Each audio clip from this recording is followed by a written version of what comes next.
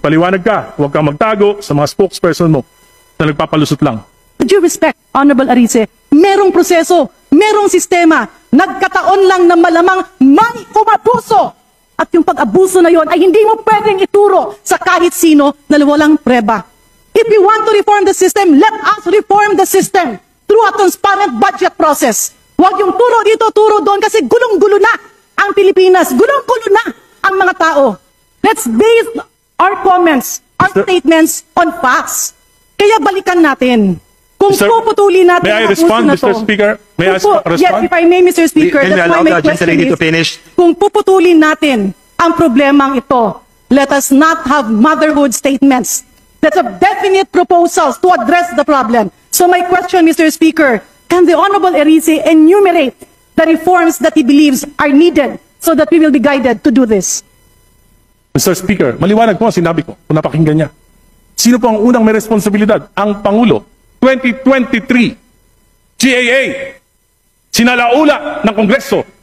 Pinawasan ng pondo niya ng halos 300 bilyon. Hindi nangyari yan sa kasaysayan ng mga naging Pangulo sa Pilipinas. Pinabayaan niya, hindi siya kumibo. Yung kabinete niya, hindi kumibo. Specific yun. 2024, binawasan, sinalaula ng Kongresong ito, 500 billion. Binawasan ng President's budget, hindi kumibo ang Presidente, hindi kumibo ang ating mga kabinete. 2025, 473 billion, pati yung mga pondo para sa mga flagship projects ng Pangulo inalis. Kaya na-delay na lahat ng mga proyekto. Hindi pa rin kumibo ang Pangulo. Hindi pa rin kumibo ang kabinete. Number one na may problema, command responsibility ang ating Pangulo. Let us go to the constitutional process. Di po ako nananawagan ng BBM resign. Kung gusto po natin panagutin ng Pangulo, may impeachment. Kung gusto po natin panagutin at ipakulong mga magnanakaw, huwag nating madaliin, bantayan natin ang paggulong ng justisya. Anumang kaguluhan ay lalong magpapahirap sa mamamayan na walang kalaban-laban. Mr. President, you owe it the people. Magpaliwanag ka, huwag kang magtago sa mga spokesperson mo na nagpapalusot lang. Pass the reforms, convince your allies in Congress. Bayaran niyo ang inyong pagkukulang sa pamamagitan ng pagtama sa sistema. And finally, Mr. Speaker, dear colleagues, we cannot ignore the allegations made by Mr. Saldico regarding the supposed 100 billion insertions. Madali namang malaman ang katotohanan. Therefore, I respectfully move that we call the Secretary of the Department of Budget and Management, the Secretary of Finance, and the NEDA Secretary to a question hour here in Congress as soon as possible. So move, Mr. Speaker. Maraming salamat po. Thank you very much, Ms. Honorable Erice, Majority Leader. Mr. Speaker, I move to refer the speech. Mr. Speaker, The Honorable T.S. Garin is recognized. Mr. Speaker, if the Honorable Arize is willing to yield to some questions. Mr. Speaker, Majority Leader. I move to extend the privilege hour to allow the interpellation of our Representative Garin and to also for other members of our House who have expressed interest in availing of the privilege hour, Mr. Speaker. There is an objection? Chair hears none. Motion is carried. Thank you, Mr. Speaker. Thank you, Madam Majority Leader. Mr. Speaker, kanina narinig ko yung katapusan ng speech ng ating kasamahan, si Congressman Arize, when he mentioned yung mga spokesperson ay nagpapalusot lang. Can he expound on the specifics of this crucial allegation? Well, Mr. Speaker, distinguished colleague, kita naman natin yung mga sagot ni spokesperson De Castro. Kung naririnig po siya, kuminsan po, parang na-imagine ko, pag galit na galit sa akin yung asawa ko, ayaw ko na marinig yung mga susunod pang sasabihin. Sapagkat, bukod sa acerbic, ililigaw po. At instead na magkaroon ng clarity sa mga tanong, ay binabalik lang po sa ibang mga issue. Kaya sa tingin ko Mr. po, Speaker, can we categorically ask the Honorable Arize what specific statement of the spokesperson is he referring to and it's alleging to as palusot? well, for example, the 100 billion in insertions, dapat sagutin po yun. Hindi pwedeng sabihin na baliwala yun. Yung 100 billion insertions, dapat po sagutin. Kasi po nakita ko yung listahan nun. For example, doon sa 100 billion in insertions, merong 1 billion for Philippine Coconut Authority.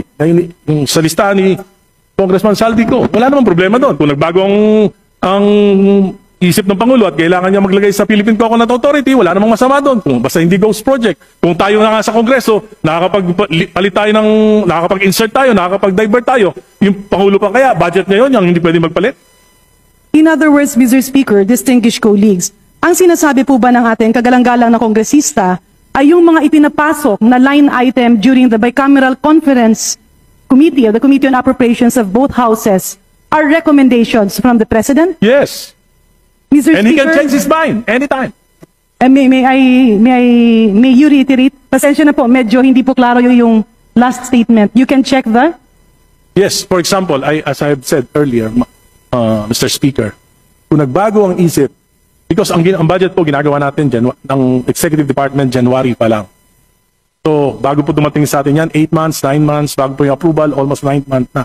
Maraming mga exigency, ang serbisyo, na pwedeng magbago ang isip ng Pangulo, na pwedeng siya mismo ang magrekomenda ng pagbabago ng budget. And Ang wala ibig pong masama sabihin- dyan. At for example nga, binibigyan ko lang kayo ng specific example, at madaling malaman yan kung Pangulo nga o hindi ang nagpabago niyan. Patawag lang natin yung administrator ng Philippine Coconut Authority, tanong natin saan galing yung 1 billion na insertion.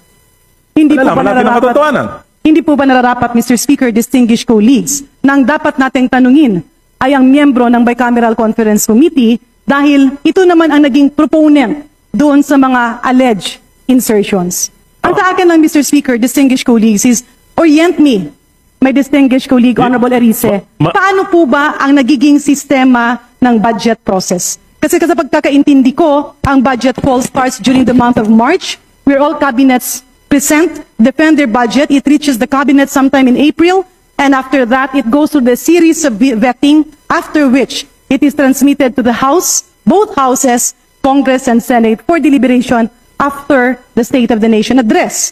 Pagkatapos po doon ay nagiging GAB, nagiging GAA, pero doon po merong prosesong first reading, second reading, third reading, bicameral conference committee meetings, at nagkakaroon na nga ng pinal na bersyon kung saan pinipirmahan ito ng Presidente bilang pagsang-ayon doon sa ginawa na ng both houses after deliberation. Tanong, Mr. Speaker, nagbago po ba ang prosesong ito? At kailan po ito nagbago? Noong 19 Congress po, Mr. Speaker, nagbago po dahil napaka-supermajority ang ating Kongreso. Alin po At ang napakamalakas specific... po. Nung nakaraan po, wala po ako, nandun po kayo. Nung nakaraang 19 Congress, naroon po, Mr. Speaker, si Congresswoman Garin. Ako po, wala nung 19 Congress. Pero alam po natin na napakalakas po ng Committee on Appropriations Chairman noon na si Congressman Saldico. Palagay ko po, hindi ganon, hindi mangyayari ito sa ating national budget. So ang naging problema, Mr. Speaker, ay ang naging kinatawan or head ng Committee on Appropriations, pero hindi na bago ang proseso ng pag-approve ng budget. Is that what I'm getting? Well, may mga pagbabago po dahil Alin meron po ang maging- specific na pagbabago, Mr. Speaker, For example sa po budget yung process? sa aking pagkakalam, yung small committee hindi na po nalalaman ng mga miyembro ng kinatawan yung mismong inaaprubahan at pinapasa sa Senado. So Pangalawa dito po, sa mga pagbabago, meron pa po. sa dito Bukod sa po doon, pagbabago, Honorable Erice, nakasaad ba dito na yung Presidente ay nagbibigay ng proposal during the Bicameral Conference Committee meeting? hindi po natin alam yan. Sila lang po nakakaalam. And this is precisely my kaya nga point. po nagtatago na sila lahat. This is Lahat sila, wala precisely na my rin alam. point, Mr. Speaker, distinguished colleagues. Managot ang dapat managot.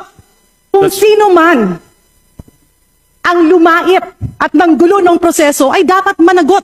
But we can't muddle the issue by finger pointing and saying na ito si Juan, ito si Maria, ito si ganito ang nagpasok. Mas lalong nagiging magulo ang sistema. Ang katotohanan, Mr. Speaker, with due respect, Honorable Arice, merong proseso, merong sistema, nagkataon lang na malamang may umabuso. At yung pag-abuso na yon ay hindi mo pwedeng ituro sa kahit sino na walang preba. If you want to reform the system, let us reform the system through a transparent budget process. Huwag yung turo dito, turo doon kasi gulong-gulo na ang Pilipinas, gulong-gulo na ang mga tao. Let's base our comments, our statements on facts. Kaya balikan natin. Kung Mr. puputulin natin May I ang abuso respond, na Mr. to. Speaker? May I respond? Yes, if I may, Mr. Speaker, Then that's allow why my the question gentleman is, to finish. kung puputulin natin ang problemang ito, let us not have motherhood statements. Let's have definite proposals to address the problem. So my question, Mr. Speaker, can the Honorable Erice enumerate the reforms that he believes are needed so that we will be guided to do this. Mr. Speaker, maliwanag po ang sinabi ko kung napakinggan niya. Sino po ang unang may responsibilidad? Ang Pangulo.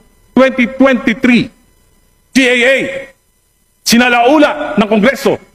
Pinawasan ang pondo niya ng halos 300 bilyon. Hindi nangyari yan sa kasaysayan ng mga naging Pangulo sa Pilipinas. Pinabayaan niya, hindi siya kumibo. Yung kabinete niya, hindi kumibo. Specific yun. 2024, binawasan, sinalaula ng Kongresong ito, 500 billion. Binawasan ng President's budget, hindi kumibo ang Presidente, hindi kumibo ang ating mga kabinete. 2025, 473 billion, pati yung mga pondo para sa mga flagship projects ng Pangulo inalis. Kaya na-delay na lahat ng mga proyekto. Hindi pa rin kumibo ang Pangulo. Hindi pa rin kumibo ang kabinete. Number 1 na may problema, command responsibility ang ating Pangulo. Very specific yan. Pangalawa, pinsan ng Presidente. Ang ating Speaker noon, si Speaker Romualdez. Hindi ba sila nag-uusap? Mr. Speaker, distinguished colleagues. Pangatlo. Can we allow the gentleman to finish? Yes, please. Pangatlo. Kitang-kita naman natin. Balitang-balita. Dalawa na nag-uusap sa pagbabago ng budget. Yung mga member ng BICAM, hindi alam. Sinabi ni Senate Finance Chief Grace po, pinirmahan niya lang pero hindi siya alam. Ang si Senate President Chis Escudero lang at si Chairman Saldico lang ang nag-usap. Regular ba yun? Hindi po regular yun. Maliwanag pa yung mga sinasabi ko. Specific. Mr. Speaker, ulitin ko lang po. Ang reformang narinig ko sa ating kagalang-galang na kulig ay hindi sang-ayon dun sa aking expectasyon, if I may, pasensya na po. Kasi nga, ang tanong ko is, what are the specific reforms that we need? Unfortunately, what I am hearing are allegations, number 1, binawasan ang mga budget. Number 2, magpinsan ang Presidente at ang Speaker. Number 3, nagpirmahan ay 2 tao lamang.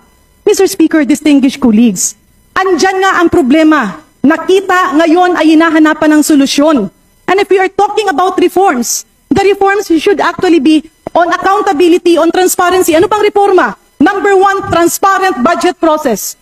Number 2, napaka-imposible naman. Napipirma ka ng mga bagay na hindi mo alam. Kasi ang pumipirma ng budget ay ang bicameral conference committee members. In other words, balikan natin. If we need reforms, babalik tayo, totoo ba na nahimik ang mga kabinete? Totoo ba na lahat ng budget ng kabinete, there are a lot of problems and that is why we are in this series of investigations. But it will just add chaos. If we will take advantage of the situation and instead of demanding for genuine reforms, we twist the situation and talk about politics. In other words, Mr. Speaker, distinguished colleagues, tama naman. Natuldukan ito, hanapan ng solusyon, and push for genuine reforms. Pero kung ang naging mali ay merong bumaluktot sa mga bagay na hindi dapat baluktutin, yun ang dapat managot. But we cannot pull down our people and our government by not proceeding to concrete investigations that will really pinpoint the problem of all of this. Maraming salamat, Mr. Speaker. And of course, with due courtesy to Congressman Erice, I am with you in calling for reforms. But if I may appeal, let us push for individual concrete reforms that Congress can perform.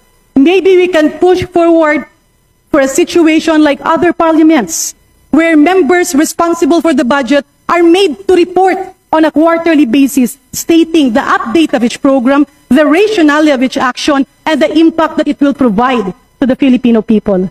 Thank you very much, Mr. Speaker. Thank you very much, distinguished colleagues. Mr. Speaker, maliwanag po ang aking mga reforma na hinihingi sa Pangulo at sa Kongreso na ito. Reforma, anti-political dynasty, inabastos natin ang konstitusyon. Ayaw natin magpasa ang anti-political dynasty bill o law sapagkat against our interests kahit na ang kahulugan nito ay hindi pagrespeto sa konstitusyon. At alam ko po na ang isa sa dahilan ng korupsyon, yung papataba ng mga political dynasties. Pangalawa, alam ko po, balimbingan, walang prinsipyo, papalit ng partido kung saan makikinabang, yan po ang pangalawang dahilan ng korupsyon. Pangatlo, campaign finance reform, Hindi naman po makatwira na yung paggastos. Kaya po bumabawi sa korupsyon. Pang-apat, hinihingi natin, empower natin yung ICI para maimbestigahan yung korupsyon. Maliwanag po yung mga hinihingi ko na reforma. Kung sinsirang gobyerno, gagawin nila ito. Pero kung gusto business as usual, baka sakaling makalimutan ng tao, hindi gagalaw ang gobyerno. At ang hinihingi ko po, hindi extra-constitutional. Hindi ko pinagre-resign si BBM. Ang sinasabi ko po, within the framework of the Constitution, we should initiate reform. Para naman sa bayan, wag naman para sa sarili na lamang. Salamat po.